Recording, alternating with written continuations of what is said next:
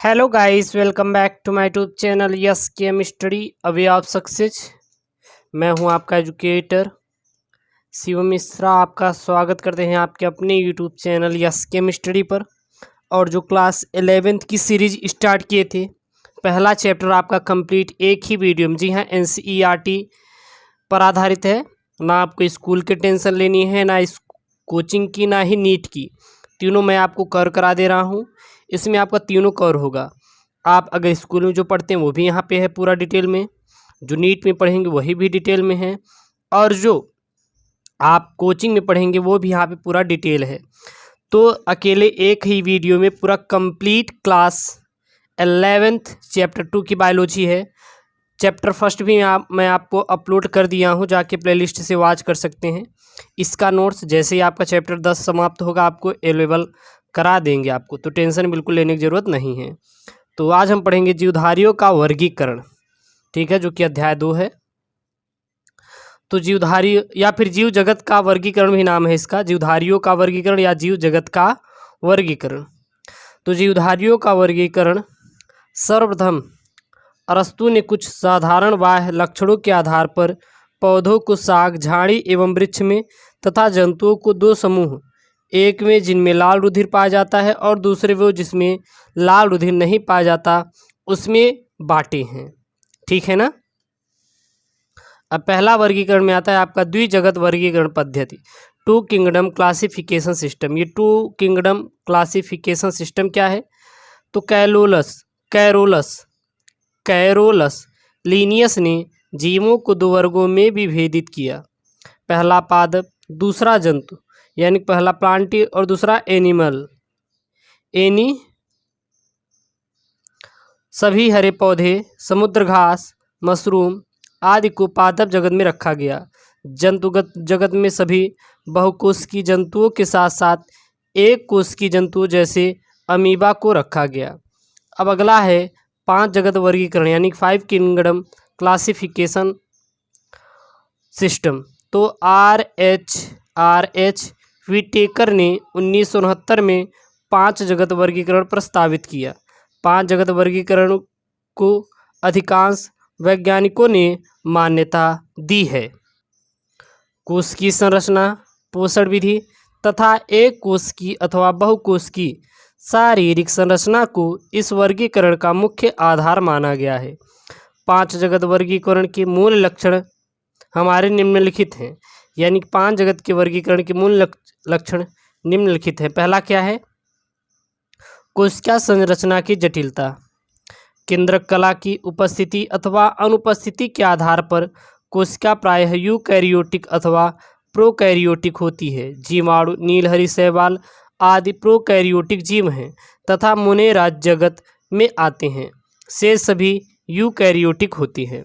दूसरा किसमें बांटा गया है? दूसरा जो बांटा गया है, शारीरिक संगठन की जटिलता। कोशिकाओं की संख्या के आधार पर जीव एक कोशिकीय अथवा बहुकोशिकीय होती हैं। एक कोशिकीय जीव जैसे अमीबा, क्लैमाइडोमोनास जीवाणु आदि सरलतम जीव हैं, जिनमें शरीर की सभी जैविक क्रियाएं एक ही कोशिका से संपन्न होती है। तीसरा है पोषण की विधियाँ, मोड ऑफ न्यूट्रिशन। तो पादपों व जंतुओं की पोषण विधियाँ अलग अलग होती है। पोषण विधि में मुख्यतः स्वपोषी तथा परपोषी अथवा विषमपोषी जीव मिलते हैं।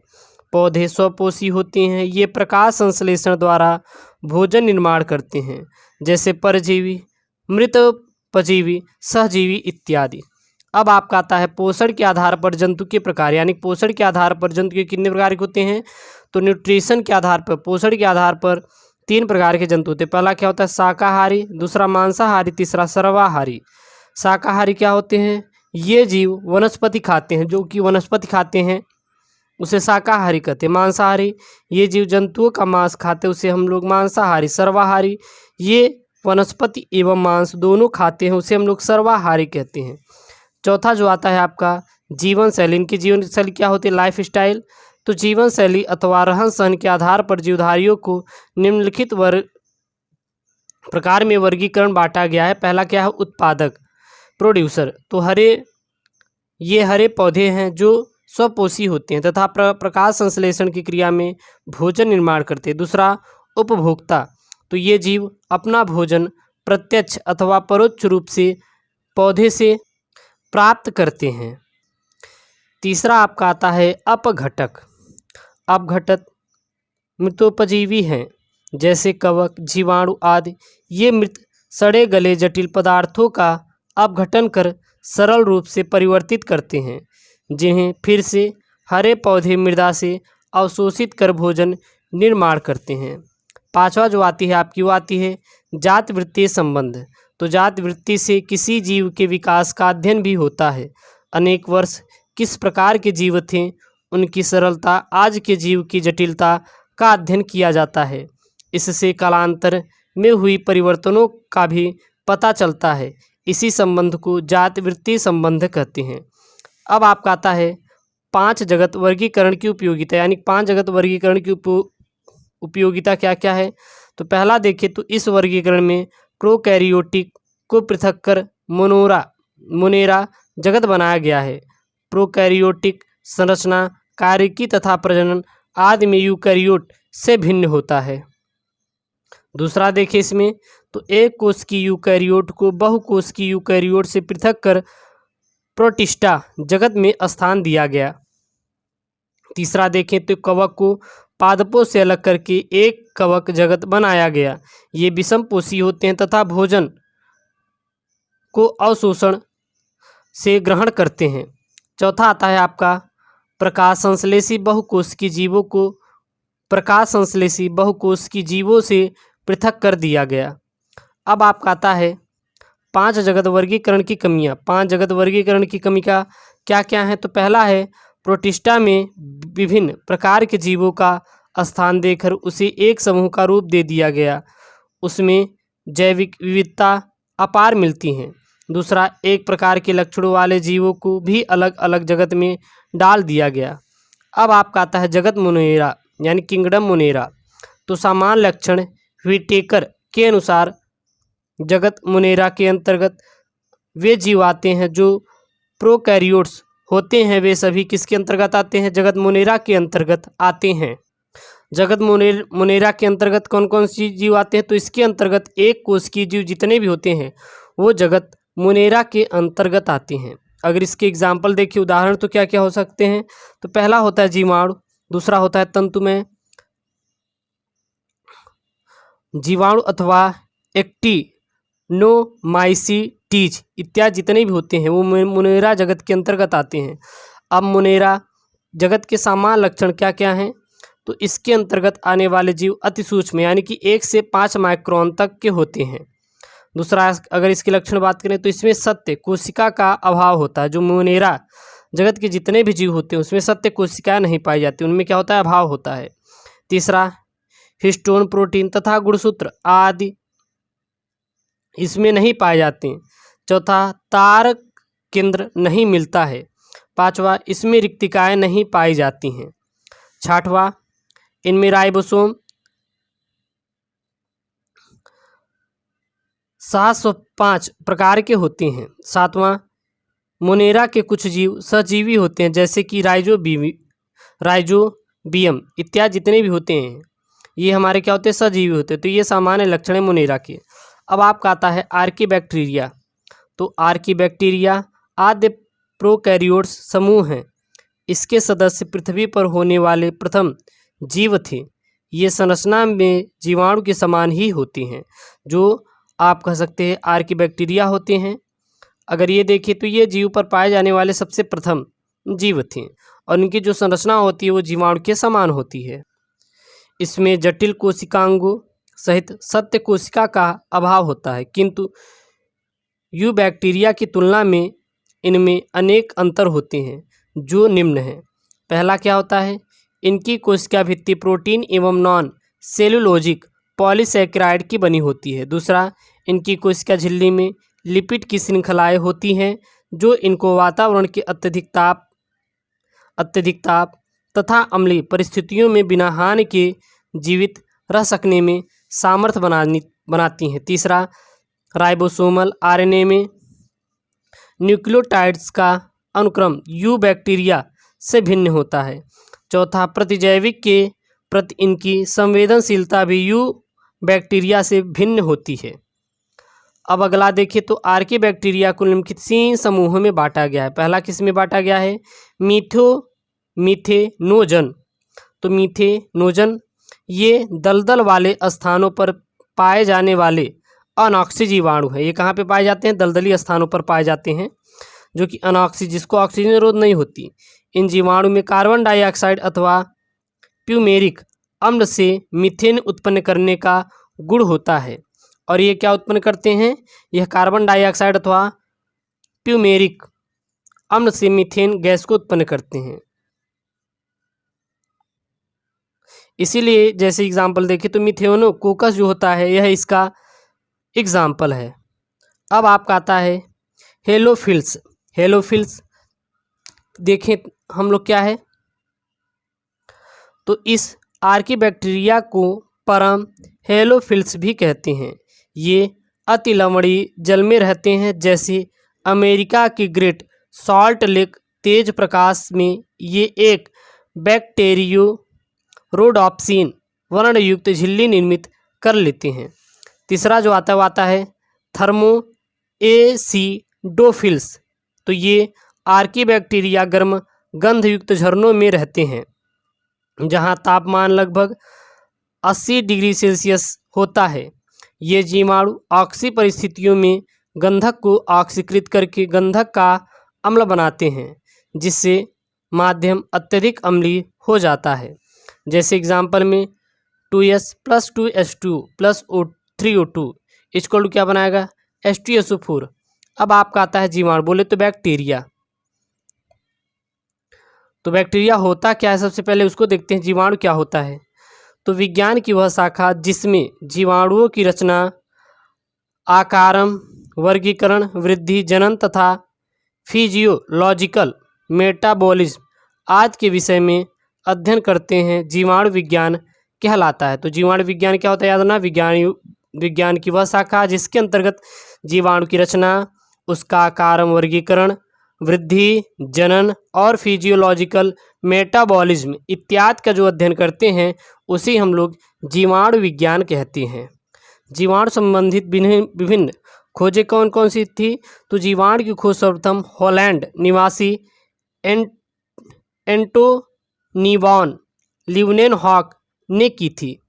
लुई पास्चर ने अपने अध्ययन से सिद्ध किया कि कीटवन की क्रिया सूक्ष्म जीवों द्वारा होती है। एलसी कैलमेटी ने BCG वैक्सीन की खोज की थी। जीवाणुओं के सामान्य लक्षण, यानी जीवाणु में क्या क्या सामान्य लक्षण पाए जाते हैं? तो पहला देखें तो जीवाणु एक कोष की सूक्ष्म जीवी हैं। इनकी संरचना सरल होती है किंतु इनकी प्रवृत्ति जटिल होती है। दूसरा, जीवाणु जल, थल, वायु आदि सभी स्थानों पर मिलते हैं। अधिकांश जीवाणु क्लोरोफिल न होने के कारण अपना भोजन स्वयं नहीं बना पाते, अतः ये मृत परजीवी या परजीवी होते हैं। तीसरा, जीवाणु कोशिका में वास्तविक केंद्रक नहीं मिलता है। चौथा, इनकी कोशिका में मीसोसोम होते हैं। और पांचवा देखें तो डीएनए में हिस्टोन प्रोटीन इसमें नहीं पाए जाते, अर्थात नहीं मिलती हैं। अब अगर जीवाणु के आकार पर देखें तो क्या क्या है? तो जीवाणु के आकार के अनुसार जीवाणु कई प्रकार के हो सकते हैं। पहला जैसे कोकस, तो ये गोलाकार होते हैं। ये कई प्रकार के होते हैं, जैसे माइक्रोकोकस, डिप्लोकोकस, टेट्राएड, स्ट्रेप्टोकोकस और स्टेफाइलोकोकस इत्यादि जो भी होते हैं हमारे जीवाणु के आकार के अनुसार उसके प्रकार हैं। दूसरा आपका होता है बैसिलस, तो ये जीवाणु डंडे के आकार के होते हैं और ये चल और अचल दोनों होते हैं, यानी चल भी सकते हैं और नहीं भी चल सकते हैं।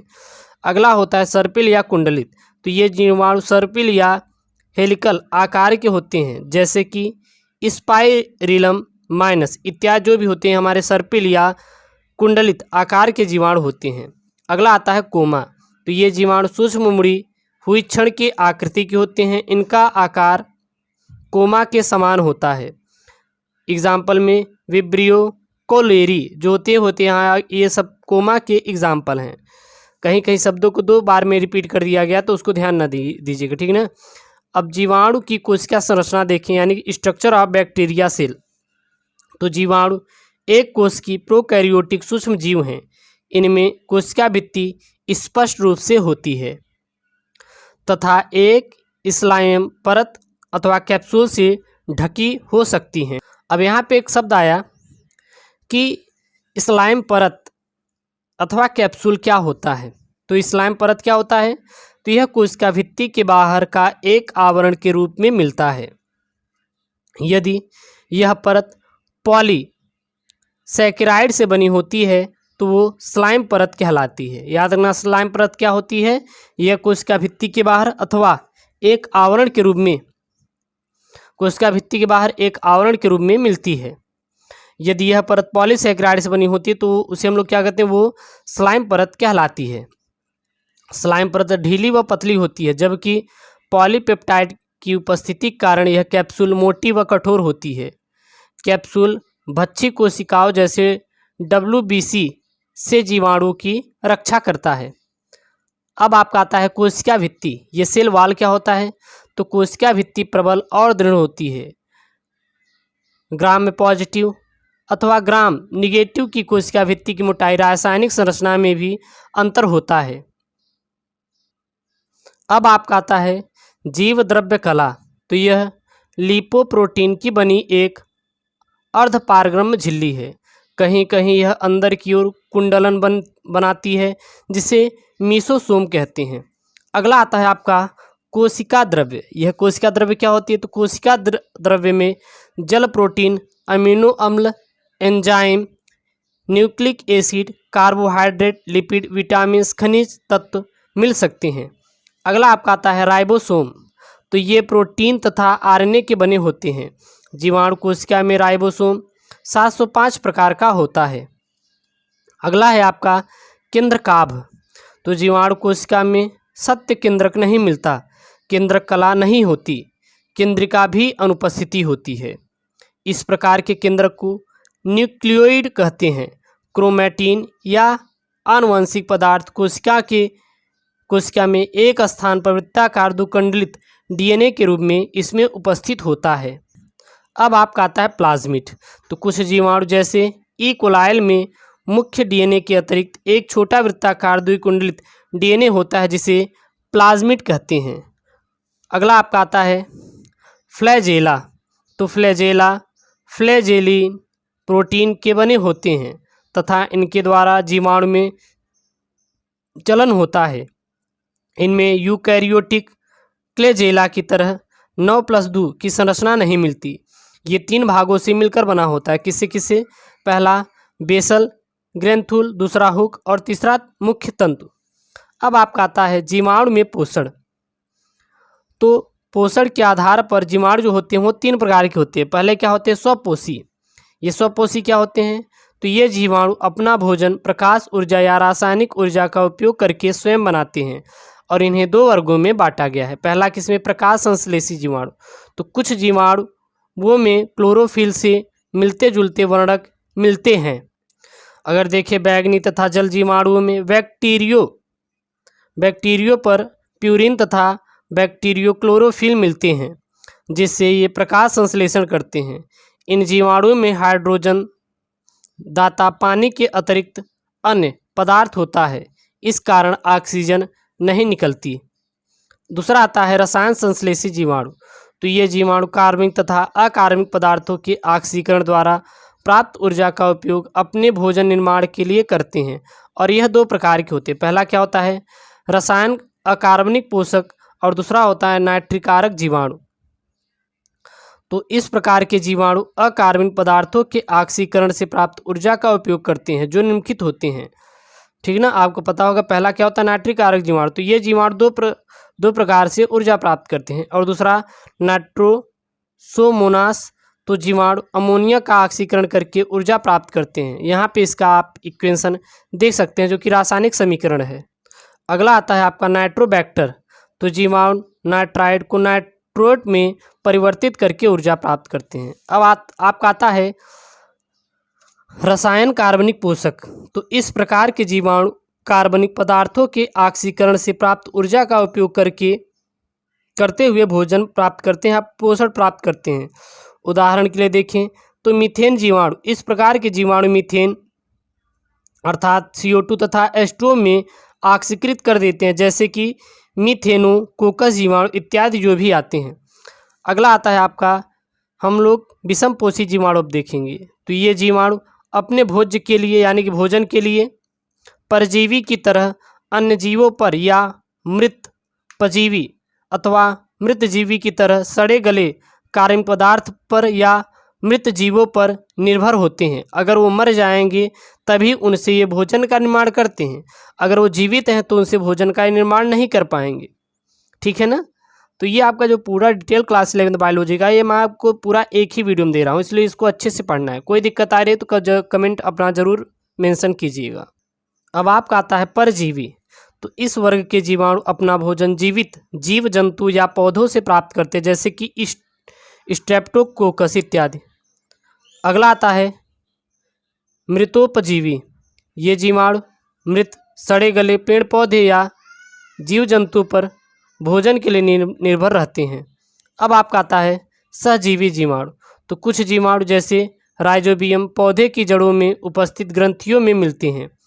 अब आपका आता है जीवाणुओं में जनन यानी कि रिप्रोडक्शन इन बैक्टीरिया। जीवाणुओं में जनन किस प्रकार का होता है?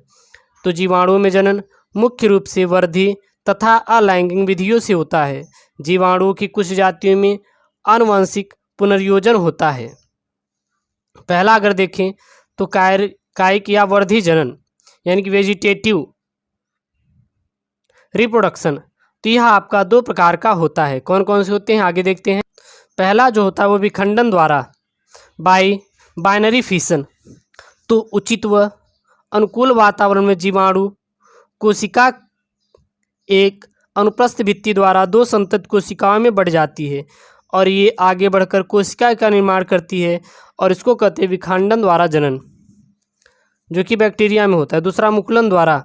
तो इस विधि में जीवाणु कोशिका से एक उभार के समान रचना निकलती है, फिर इसमें कोशिका द्रव्य तथा कोशिकीय पदार्थ आ जाते हैं और पूर्ण विकसित होने पर मुकुलन जनन कोशिका में संकीर्ण द्वारा पृथक होकर नई कोशिका का निर्माण करते हैं। अब आपका आता है अलैंगिक जनन। तो यह आपके अनेक प्रकार से होती है। पहली क्या होती है? अंतः बीजाणु द्वारा। तो यह एक प्रकार के प्रतिरोधी बीजाणु है जो बैसिलस तथा क्लाइकोस्ट्रिडियम जीवाणु में अधिकता से मिलते हैं। अगला आता है जुस्पोर द्वारा। तो कुछ जीवाणु जैसे राइजोबियम में जुस्पोर का निर्माण होता है जिनसे नए जीवाणु बनते हैं और यह एक असामान्य विधि होती है जनन की। अब आपका आता है आनुवांशिक पुनर्योजन जेनेटिक रिकॉम्बिनेशन।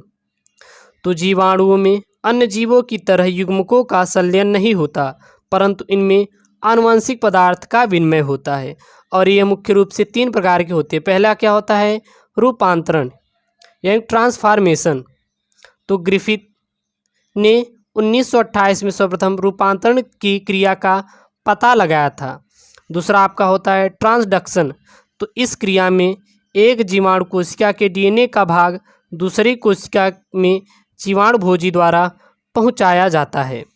अगला होता है संयुग्मन। तो इसका अध्ययन ई कोलाई नामक जीवाणु में लेडरबर्ग तथा टेटम ने किया था। इस जीवाणु के दो प्रारूप मिलते हैं। पहला क्या मिलता है? जिनमें फर्टिलिटी फैक्टर होता है, उन्हें दाता कोशिका कहते हैं और यह हमेशा F+ होती है। और दूसरा जिनमें फर्टिलिटी फैक्टर नहीं होता है और ये F होती हैं यानी फर्टिलिटर होती हैं और इन्हें ग्राही कोशिका भी कहते हैं। अब आपका आता है जीवाणुओं का आर्थिक महत्व यानी जीवाणुओं का क्या क्या आर्थिक महत्व है, कहाँ कहाँ इसका उपयोग है, तो पूरा चीज़ हम लोग डिटेल में देखेंगे। ठीक है ना। तो जीवाणु से मनुष्य जाति को लाभ व हानि दोनों होता है और इसका विवरण निम्नलिखित है। पहला क्या है? लाभप्रद क्या है, क्या क्या है इससे लाभ होता है? तो जीवाणु भूमि उर्वरता की वृद्धि में सहायता करते हैं। दूसरा अगर देखें तो अमोनीकारक जीवाणु भूमि में उपस्थित प्रोटीन युक्त पदार्थों को अमोनिया में परिवर्तित कर देते हैं। तीसरा देखें तो कुछ जीवाणु वायु में उपस्थित नाइट्रोजन को नाइट्रोजन यौगिक में बदल देते हैं। और चौथा देखें तो औषधियों के रूप में जीवाणु से अनेक प्रकार की एंटीबायोटिक प्राप्त होती। तो ये जीवाणु के बहुत सारे लाभप्रद क्रियाएं हैं। अगर अब हम लोग जीवाणु से हानि क्या क्या होती हैं, तो हानिकारक क्रियाएं क्या क्या होती हैं, तो पहला होता है खाद्य पदार्थों में ये सुगमता से वृद्धि करते हैं। कभी कभी कुछ जीवाणु खाद्य पदार्थों का अपघटन करके उनमें विषैले पदार्थों का संचय कर देते हैं। दूसरा, जीवाणु द्वारा मनुष्य तथा पौधों में अनेक रोग फैलाए जाते हैं। कुछ अन्य जीवाणु कौन कौन से होते हैं, तो पहला होता है माइकोप्लाज्मा। तो इसमें PPLO अर्थात प्लेयूरोमोनिया लाइक ऑर्गेनिज्म कहा जाता है और इसके लक्षण निम्नलिखित हैं। पहला क्या होता है, इनमें कोशिका भित्ति का अभाव होता है। दूसरा, ये अपना आकार बदलते रहते हैं। और तीसरा, इनमें जनन मुकुलन तथा विखंडन होता है। माइकोप्लाज्मा द्वारा जंतुओं तथा पौधों में मिलने वाले रोग जंतुओं के नाम कौन कौन से होते हैं, तो पहला होता है टॉन्सिलाइटिस, पशुओं का जननांग शोध, चूहों का श्वसन इत्यादि जितने भी रहता है चूजों का। अब पादप लोग क्या क्या होता है, तो little leaf of brinjal, sandal spike इत्यादि जो भी होते हैं पादप रोग होते हैं। अब आपका आता है जगत प्रोटिस्टा। तो जगत प्रोटिस्टा के सामान्य लक्षण क्या क्या हैं, तो व्हिटेकर के अनुसार जगत प्रोटिस्टा में उन जीवों को रखा जाता है जो एक कोशिकीय किंतु सत्य केंद्रक वाले होते हैं। इनके लक्षण निम्नलिखित होते हैं। पहला क्या लक्षण होता है, तो सामान्यतः ये जीव पानी में मिलते हैं। जो प्रोटिस्टा जगत के जीव होते हैं कहाँ मिलते हैं, पानी में मिलते हैं। दूसरा, प्रकाश संश्लेषी जीवों में क्लोरोप्लास्ट मिलता है। तीसरा, यूग्लिना का एक ऐसा प्रोटिस्टा है जो प्रकाश में प्रकाश संश्लेषण कर पादप जीवन दर्शाता है, परंतु प्रकाश की अनुपस्थिति में जंतु के समान व्यवहार करता है। अगला आपका आता है क्राइसोफाइट। तो इस समूह में डाइटम्स एवं सुनहरे शैवाल, जिन्हें डेसिड कहा जाता है, उनको रखा गया है। समुद्र में ये प्रकाश संश्लेषण द्वारा भोजन बनाते हैं। अगला आता है आपका यूग्लिनोइड। तो यूग्लिनोइड एक कोश की मुक्त जीवी होते हैं। ये क्लेजिला के मदद से इधर उधर जाते हैं। ये तालाबों, गड्ढों के ताज़ा पानी अथवा गीली मिट्टी में पाए जाते हैं। ये स्वपोषी व परपोषी दोनों प्रकार का जीवन यापन व्यतीत करते हैं। अगला आता है आपका प्रोटोजोआ। तो प्रोटोजोआ एक कोश की सुकेंद्र की सूक्ष्म जीव है। सभी प्रोटोजोआ परपोषी होते हैं। ये भक्षी या परजीवी के रूप में अपना जीवन व्यतीत करते हैं। इनको निम्नलिखित वर्गों में बांटा गया है। पहला क्या होता है, अमीबैड प्रोटोजोआंस। तो ये जीव प्रायः सादे पानी, समुद्री जल अथवा नम भूमि पे पाए जाते हैं। इनमें कोशिका झिल्ली के बाहर कोशिका भित्ति नहीं होती है। अमीबा से संबंधित कुछ महत्वपूर्ण तथ्य क्या क्या हैं, तो पहला होता है अमीबा में पोषण जंतु सम प्रकार का होता है तथा भोजन का पाचन खाद्य धानी के रूप में कोशिका के अंदर होता है, जिनसे अंतःकोशिका पाचन कहते हैं। दूसरा, अमीबा में अलैंगिक जनन अनियमित द्विविभाजन द्वारा होता है। कभी कभी प्रतिकूल परिस्थितियों में ये पुटिया बनाकर बीजाणु भी अलैंगिक जनन करते हैं। अब आपका आता है जगत कवक यानी किंगडम फंगी। तो कवक क्लोरोफिल तथा संवहक तंत्र रहित विविध पोषी पादप है, जिनका शरीर थैलस के रूप में होता है और इनके लक्षण निम्नलिखित हैं। पहला क्या होता है, इनमें कोशिका भित्ति काइटिन युक्त होती है। दूसरा, इनमें केंद्रक स्पष्ट होता है। तीसरा, इसमें जड़, तना तथा पत्ती नहीं पाई जाती। चौथा, संचित भोज्य पदार्थों के रूप में तेल तथा ग्लाइकोजन होता है। पांचवा देखें तो अलिंगी जनन बीजाणुओं तथा लिंगी जनन युग्मकों द्वारा होता है। नोट पॉइंट में देखें तो इंजीनियर जे बटलर को भारतीय कवक का जनक भी माना जाता है। अब आता है कवक की संरचना। ये कवक की संरचना कैसी होती है, तो कवक सूक्ष्म पौधे हैं तथा रचना में सरल होते हैं। इनकी शारीरिक संरचना एक कोश की अथवा धागे जैसे रचनाओं कवक सूत्रों से होती है और इन कवक सूत्रों का समूह कवक जाल होता है। जैसे कि एग्जाम्पल में फाइको माइसिटीज इत्यादि जितने भी होते हैं। अब आपका आता है कवकों में जनन। तो कवकों का जनन निम्नलिखित 3 प्रकार से होता है। पहला क्या होता है, वर्धी या कायिक जनन, दूसरा अलैंगिक जनन, तीसरा लैंगिक जनन। अब कवकों का आर्थिक महत्व क्या क्या है, तो पहला होता है लाभप्रद क्रियाएं। इनसे क्या क्या लाभप्रद क्रियाएं हैं, तो खाद्य पदार्थ के रूप में बहुत से कवक जैसे छत्रक, मशरूम, गुच्छी, लाइकोपर्डोन इत्यादि भोजन के रूप में प्रयोग किए जाते हैं और ये प्रोटीन एवं विटामिन के मुख्य साधन होते हैं, जैसे कि थायमिन, राइबोफ्लाविन इत्यादि। दूसरा, उद्योगों में क्या क्या होते हैं, तो पनीर के उद्योग में और डबल रोटी उद्योग में और अल्कोहल उद्योग में इत्यादि उद्योगों में भी कवकों का उपयोग किया जाता है। और कवकों का उपयोग इसके साथ साथ औषधियों के निर्माण में भी किया जाता है। और इनकी हानिकारक क्रियाएं क्या क्या होते हैं, यानी कि इन कवकों से क्या क्या हानि होती है। कहीं कहीं लाभ है तो उससे हानि भी है, एडवांटेज है तो एडवांटेज भी है। तो कुछ यौगिकों को बनाकर कवक मनुष्यों में रोग उत्पन्न करते हैं। कुछ कवक गले, कान आदि में भी रोग उत्पन्न करते हैं। कुछ कवक जैसे राइजोपस, म्यूकर आदि खाद्य पदार्थों को नष्ट कर देते हैं। कुछ कवक जैसे राइजोपस, म्यूकर और एस्पेरजिलस आदि खाद्य पदार्थों को नष्ट कर देते हैं, जैसा कि ऊपर है।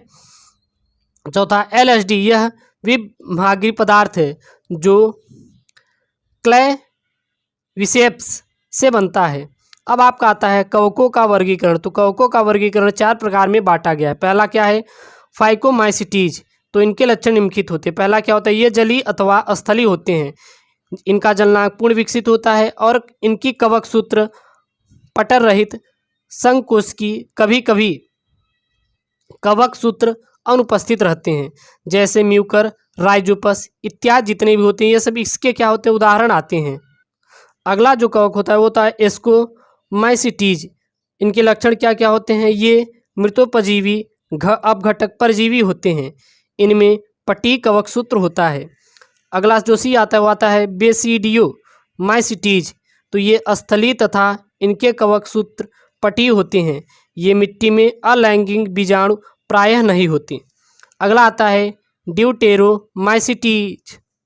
तो इनके लक्षण क्या क्या होते हैं, ये स्थलीय होते हैं तथा इनके कवक सूत्र पटी होते हैं। इसे प्रायः अपूर्ण कवक भी कहते हैं। इसके कुछ सदस्य परजीवी या मृतजीवी होते हैं, जैसे कि अल्टरनेरिया इत्यादि जितने भी होते हैं, इसके मुख्य रूप से उदाहरण हैं। अब आपका आता है विषाणु। बोले तो वायरस। तो विषाणु जंतु मनुष्यों तथा पादपों को रोगग्रस्त करते हैं, जिससे अनेक बीमारियां तथा आर्थिक हानि होती है। मेयर ने उत्तरी यूरोप में तंबाकू के मोज़ेक रोग का भी पता लगाया था।